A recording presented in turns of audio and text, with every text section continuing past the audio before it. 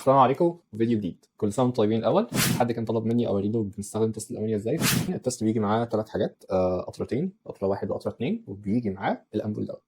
الامبول ده هو اللي احنا بنعمل فيه التيست. مجرد بتملاه من الحوض 3/4 مش كله، وتبدا تحط عليه من القطرتين اللي معاك، قطرتين من واحد وقطرتين من اتنين،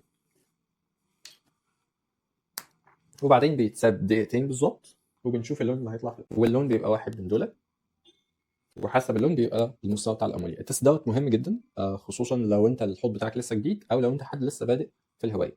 ليه؟ لان هو بيعرفك الدنيا امان ولا مش امان على السمك بتاعك. لان للاسف في اول 3 شهور تحديدا من بدايه الحوض لحد ما يستقر بيحصل حاجه اسمها انفجارات امونيا.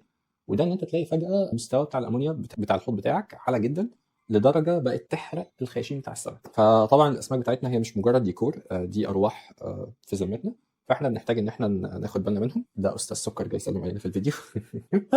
المهم، دي ارواح احنا محتاجين ناخد بالنا منهم، عشان كده التست ده بيبقى مهم خصوصا في اول 3 شهور. بيعرفك الدنيا امان ولا مش امان للسمك بتاعك، وبناء عليه تغير ميه او ما تغيرش ميه. التست متاح اونلاين في شحن محافظات، وتقدروا ان انتوا تلاقوه عند الموزعين بتوعنا.